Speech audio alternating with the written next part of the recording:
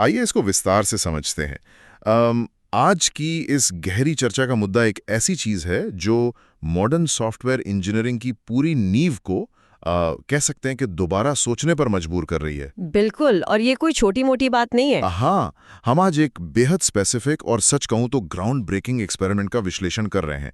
हमारा पूरा focus cognition video content Bible के एक बहुत ही खास हिस्से पर है, जिसे वीडियो 2 कहा गया है। जिसका टाइटल ही अपने आप में काफी कुछ कह देता है। मैंने एआई एजेंट्स को अपना पूरा ऐप बनाने दिया, जानिए क्या हुआ। मतलब एक डेवलपर ने ये तय किया कि वो कोड की एक सिंगल लाइन को टच भी नहीं करेगा और एक 0 to 1 फुल स्टैक एप्लीकेशन का पूरा आर्किटेक्चर, बैकएंड, फ्रंट एंड और डिप्लॉयमेंट, ये सब कुछ एक ऑटोनोमस एआई एजेंट से करवाएगा। और यहाँ सबसे हैरान करने वाली बात ये है कि ये कोई ख्याली कंसेप्ट या बंद दरवाजे के पीछे का कोई लैब डेमो नहीं था। हाँ, ये एक असली चुनौती थी। बिल्कुल, ये एक time boxed real world challenge था, जहां एक एआई को एकदम खाली रिपॉजिटरी पकड़ा दी गई और उसे एक इंडिपेंडेंट सॉफ्टवेयर इंजीनियर की तरह ट्रीट किया गया। ये अप्रोच पिछले कुछ सालों के एआई पैराडाइम से बिल्कुल अलग है। सही कहा। मतलब अब तक हम टेक इंडस्ट्री में को-पायलट या कर्सर जैसे टूल्स देख रहे थे। हाँ, जो सिर्फ कॉन्टेक्स्ट अवेयर ऑटो कंप्लीट का काम करते हैं, वो इंसान को असिस्ट करते हैं। लेकिन इस एक्सपेरिमेंट में इंसान और मशीन का जो डायनामिक है वो पूरी तरह रिवर्स हो गया है। पूरी तरह से पलट गया है। हाँ। यहाँ एआई कोई असिस्टेंट नहीं है, बल्कि एक डिजिटल कॉन्ट्रैक्टर है।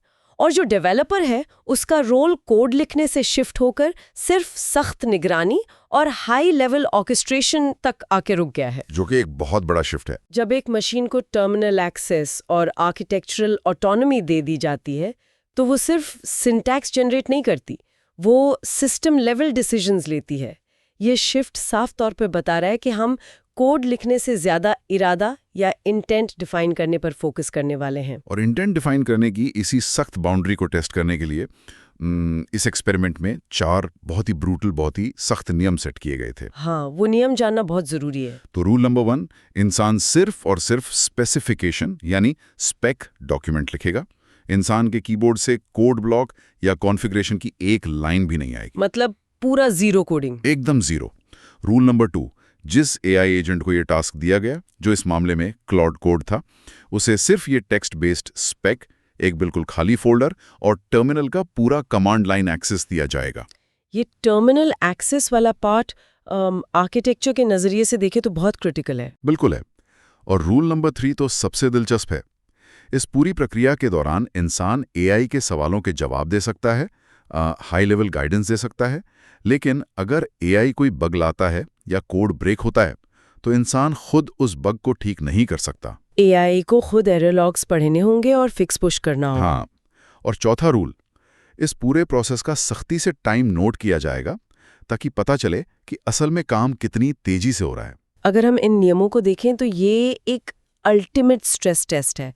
टर्मिनल एक्सेस देना कोई छोटी बात नहीं है। बिल्कुल नहीं। इसका सीधा मतलब है कि एआई फाइल सिस्टम के साथ इंटरैक्ट कर रहा है, डिपेंडेंसीज रिजॉल्व कर रहा है, एनवायरनमेंट वेरिएबल सेट कर रहा है और ऐसे कमांड्स रन कर रहा है जो सिस्टम को क्रैश भी कर सकते हैं। और जिस ऐप का स्पेक दिया गया था वो कोई मामूली टू डू लिस्ट नहीं था। हाँ, वो एक proper full stack task management app था। स्पेक में एक मॉडर्न स्केलेबल आर्किटेक्चर की डिमांड थी।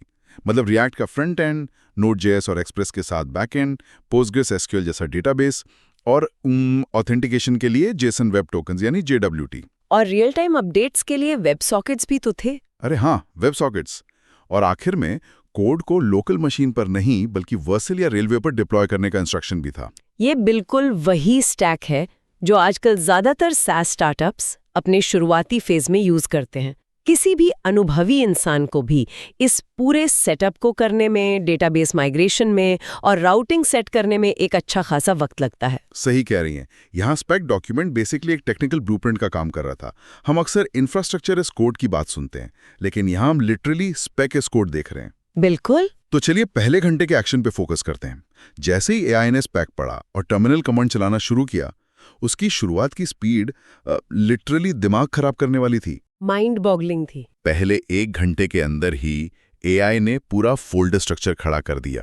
एक्सप्रेस बैकएंड सेटअप हो गया, डेटाबेस जुड़ गया, लॉगिन के राउट्स बन गए और माइग्रेशन फाइल्स भी लिख डाली। जो काम एक इंसान के लिए सबसे ज्यादा उबाऊ होता है, बॉयलर प्लेट कोड लिखना, वो उसने मिनटों में निपटा दिया। हाँ, लेकिन यहाँ पर बातें सच में बहुत दिलचस्प हो जाती हैं। क्योंकि इस शानदार स्पीड के बीच में एक क्लासिक एआई प्रॉब्लम आ गई। एआई ने एक हैल्यूसिनेशन हिट किया। और हैल्यूसिनेशन लार्ज लैंग्वेज मॉडल्स का एक बहुत ही आम हिस्सा है, क्योंकि ये मॉडल्स एकदम फिक्स लॉजिक पर काम नहीं करते, बल्कि इस आधार पर काम करते हैं कि अगला शब्द क्या होना चाहिए। बिल्कुल। और यहाँ पर हैल्यूसिनेशन किसी टेक्स्ट में नहीं था, बल्कि कोड लाइब्रेरी में था। एआई ने कोड लिखते समय एक ऐसे npm पैकेज वर्जन का इस्तेमाल करने की कोशिश की जो असल में मौजूद ही नहीं था। ओहो। उसने पूरे कॉन्फिडेंस के साथ अपनी फाइल में एक फैंटम यानी गायब डिपेंडेंसी डाल दी और इंस्टॉल कमांड चला दिया। अगर हम इसे बड़े पैमाने पर देखें तो यहाँ जो हुआ वो डेवलपर्स के टूल्स की दुनिया में एक बहुत बड़ा बदलाव है। वो कैसे? आज से कुछ समय पहले तक ऐसी गलती का मतलब था कि सिस्टम वहीं क्रैश हो जाता है, टर्मिनल लाल रंग में एरर दिखाता, प्रोसेस रुक जाता और इंसान को आकर खुद वो पैकेज खोजना पड़ता, फाइल को एडिट करना पड़ता और फिर से सब शुरू करना पड़ता। हाँ, जो कि बहुत फ्रस्ट्रेटिंग होता है। लेकिन यहाँ एआई ने एक एजेंटिक बर्ताव दिखाया। जब एरर आया तो एआई रुका नहीं, उसने एरर मैसेज को पढ़ा, उसे समझ आ गया कि ये वर्जन नहीं मिल रहा है। और फिर बिना इंसान के बोले एआई ने खुद कमांड लाइन के जरिए सही वर्जन खोजा, अपनी गलती सुधारी, फाइल अपडेट की और दोबारा पैकेज इंस्टॉल कर लिया। इसी को असली ऑटोनॉमी कहते हैं, खुद गलती करना और खुद सुधार लेना। ये सेल्फ हीलिंग कोड वाला कॉन्सेप्ट सच में बहुत पावरफुल है। एक इंसान का ज्यादातर समय नया कोड लिखने में नहीं, बल्कि इन्हीं पैकेज एरर्स और वर्जन क्लैशेस को सुलझाने में जाता है, जिसे हम अक्सर डिपेंडेंसी हेल कहते हैं। हाँ, तो एआई का खुद को अनब्लॉक करना एक बहुत बड़ा जंप है। खैर, चलिए टाइमलाइन में थोड़ा आगे बढ़ते हैं। पहले घंटे के इस काम के बाद फ्रंट एंड की बारी आई। और फ्रंट एंड का काम तो आसानी से हो गया होगा। हाँ, रिएक्ट के कंपोनेंट्स बन गए, टेलविंड सीएसएस से स्टाइलिंग हो गई, फॉर्म वैलिडेशन भी लग गया। लेकिन असली कहानी में ट्विस्ट तब आया जब वेब सॉकेट्स यानी रियल टाइम अपडेट्स जोड़ने का फेज शुरू हुआ। वेब सॉकेट्स हमेशा से एक बहुत ही ट्रिकी हिस्सा रहे हैं। वो क्यों? सुनने वालों के लिए थोड़ा आसान भाषा में समझाएंगे? बिल्कुल। देखिए, नॉर्मल एपीआईज बहुत सिंपल होती हैं। क्लाइंट ने रिक्वेस्ट भेजी, सर्वर ने जवाब दिया और बात खत्म, कनेक्शन क्लोज। लेकिन वेब सॉकेट्स में एक लगातार खुला हुआ कनेक्शन चाहिए होता है, एक तरह की टू वे स्ट्रीट। हाँ, खासकर जब कई सारे ब्राउजर टैब्स खुले हों और सबको एक साथ रियल टाइम में अपडेट करना हो, तो मेमोरी लीक होना या डेटा सिंक ना होना बहुत ही आम बात है। और इसी मुश्किल जगह पे एआई की असली परीक्षा हुई। स्पेक के हिसाब से एआई को इसे सही से लागू करने में 3 बार कोशिश करनी पड़ी। 3 बार? हाँ। पहली कोशिश में जो प्रॉब्लम आई वो डिस्ट्रीब्यूटेड सिस्टम्स की एक क्लासिक प्रॉब्लम है, रेस कंडीशन, यानी डेटा का ऑर्डर गड़बड़ा जाना। बिल्कुल। क्लाइंट साइड और सर्वर साइड का डेटा आगे पीछे अपडेट हो रहा था, जिससे स्क्रीन पर ग्लिच आ रहा था। और दूसरी कोशिश में क्या हुआ? दूसरी कोशिश में एक और बड़ी गड़बड़ सामने आई। कनेक्शन तो बन गया, लेकिन ऑथेंटिकेशन में खामी रह गई। उस खुले कनेक्शन से जो डेटा आ जा रहा था, उसमें JWT टोकन चेक ही नहीं हो रहा था। ये तो सिक्योरिटी के हिसाब से बहुत खतरनाक है। बहुत ज्यादा। एक खुला सॉकेट बिना ऑथेंटिकेशन के, मतलब कोई भी डेटा हैक कर सकता है। ये एक ऐसी गलती है जो कई थोड़े कम अनुभवी इंसान भी शुरुआत में कर देते हैं। सॉकेट को सिक्योर करना एक अलग ही लेवल की समझ मांगता है। लेकिन यहाँ दिलचस्प बात यह है कि एआई बिल्कुल एक जूनियर डेवलपर की तरह सीख रहा था। हाँ, लगातार फेल होना और फिर कोशिश करना। एआई ने पहले सिंपल कोड लिखा, वो फेल हुआ, उसने एरर पढ़े, सिक्योरिटी लेयर जोड़ी और आखिरकार तीसरी कोशिश में एआई को सफलता मिल ही गई। एक स्टेबल और सिक्योर वेब सॉकेट कनेक्शन तैयार हो गया। और इस पूरी प्रक्रिया में एक और बहुत ही शानदार बात छुपी है, जिसका जिक्र स्पेक में कहीं था ही नहीं। वो क्या? स्पेक डॉक्यूमेंट में कहीं भी एआई को यूनिट टेस्ट लिखने के लिए नहीं कहा गया था। फिर भी अपने लिखे कोड को चेक करने के लिए एआई ने खुद से 23 यूनिट टेस्ट लिखे। ये तो लिटरली टेस्ट ड्रिवन डेवलपमेंट हो गया। बिल्कुल।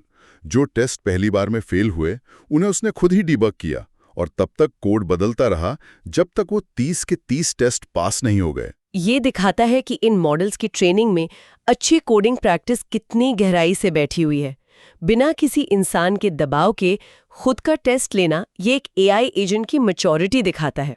वो सिर्फ कोड नहीं लिख रहा था, वो साबित कर रहा था कि उसका कोड सही है। तो जब आखिरकार एआई का काम खत्म हुआ और टाइमर रोका गया, तो कुल समय लगा था 3 घंटे और 47 मिनट। 4 घंटे से भी कम। हाँ, और आखिर में एक पूरी तरह से काम करने वाला ऐप तैयार था।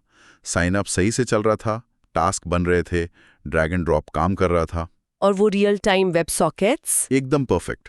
2 अलग-अलग ब्राउज़र टैब्स में अगर आप कुछ बदलते, तो दूसरे टैब में बिना पेज रिफ्रेश किए तुरंत अपडेट हो रहा था, और मोबाइल पर भी ऐप एकदम सही दिख रहा था। स्पीड के मामले में तो ये एक बहुत बड़ी उपलब्धि है। लेकिन किसी भी एनालिसिस को हम तब तक पूरा नहीं मान सकते जब तक हम कमियों पर निष्पक्ष होकर बात ना करें। बिल्कुल सही बात है। और कमियां थीं। ऐप का यूज़र इंटरफेस यानी यूआई काम तो कर रहा था, लेकिन वो बहुत ही बेसिक और जेनेरिक दिख रहा था। मतलब एकदम किसी आम टेलविंड ऐप की तरह, जिसमें कोई डिज़ाइन सेंस नहीं था। हाँ, कोई विजुअल अपील नहीं थी। इसके अलावा वेब सॉकेट को लागू करने में एआई ने बहुत ज़्यादा समय लिया। और एक और चीज़ जो बहुत अलार्मिंग थी, ऐप में कोई एरर बाउंड्री हैंडलिंग नहीं थी। ओह, ये रिएक्ट में बहुत ज़रूरी होता है। बिल्कुल। अगर कहीं भी कोई छोटा सा भी रन टाइम एरर आ जाए, तो बिना एरर बाउंड्री के पूरा स्क्रीन सफ़ेद हो जाता है, जिसे व्हाइट स्क्रीन ऑफ डेथ कहते हैं। एआई ने वो कोड तो बहुत अच्छा लिखा जहां सब कुछ सही चल रहा हो, लेकिन मुश्किल स्थितियों के लिए उसने कोई बैकअप प्लान नहीं रखा।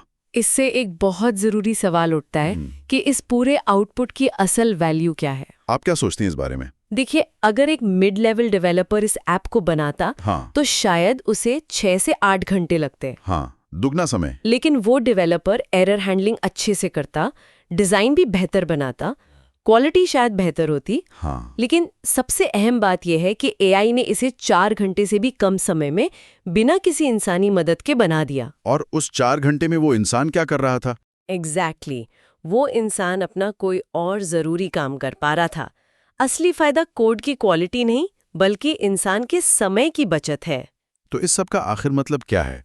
अगर हम इस पूरे 3 घंटे 47 मिनट के प्रयोग से कुछ सबक निकालें, तो 3 सबसे बड़े सबक सामने आते हैं। और वो क्या है? पहला सबक, स्पेसिफिकेशन की क्वालिटी ही सब कुछ है। निर्देश जितने ज्यादा डिटेल में होंगे, आउटपुट उतना ही शानदार होगा। हाँ, क्योंकि एआई कोई माइंड रीडर तो है नहीं। बिल्कुल नहीं। निर्देशों में अस्पष्टता या कंफ्यूजन हमारी सबसे बड़ी दुश्मन है। अगर स्पेक में गड़बड़ है, तो एआई गड़बड़ ही बनाएगा। और दूसरा सबक मुझे लगता है सीधे तौर पर इंसानी मेहनत से जुड़ा है। वो कैसे? उबाऊ काम एआई पर छोड़ दे। डेटाबेस कॉन्फ़िगर करना, बॉयलर प्लेट लिखना, ये सब ऐसे काम हैं जिनमें कोई नई क्रिएटिविटी नहीं लगती। एआई इन कामों में बहुत तेज है। इंसान को ये काम एआई को ही दे देने चाहिए। 100% सहमत हूँ।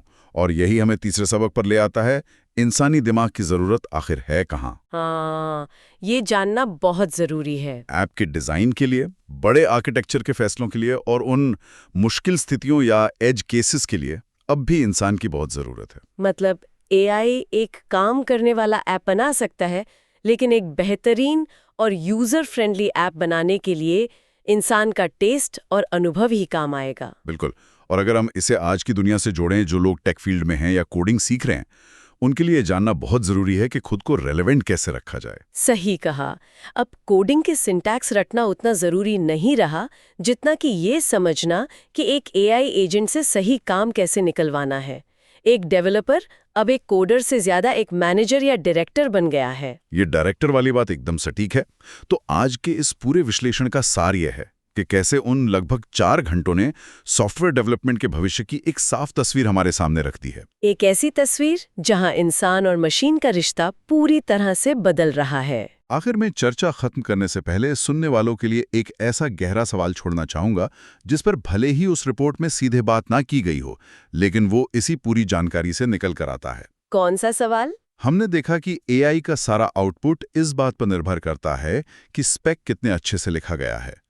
तो सोचने का विषय ये है कि क्या भविष्य में अंग्रेजी या कोई भी इंसानी भाषा दुनिया की सबसे अहम प्रोग्रामिंग भाषा बन जाएगी? ये बहुत ही प्रोवोकेटिव थॉट है। क्या आने वाले समय में तकनीक सीखने वालों को पाइथन या C++ के कोड रटने के बजाय एकदम सटीक और बिना किसी कंफ्यूजन वाले स्पेसिफिकेशन डॉक्यूमेंट लिखने की कला सीखने में सालों बिताने होंगे? जब मशीन कोड लिख सकती है तो शायद हमारी भाषा ही हमारा नया टूल बन जाएगी। बिल्कुल।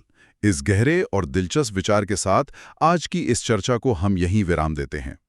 टेक की इस तेजी से बदलती दुनिया को समझते रहिए और नए सवालों के जवाब तलाशते रहिए। जल्द ही मिलेंगे एक नई गहरी चर्चा के साथ।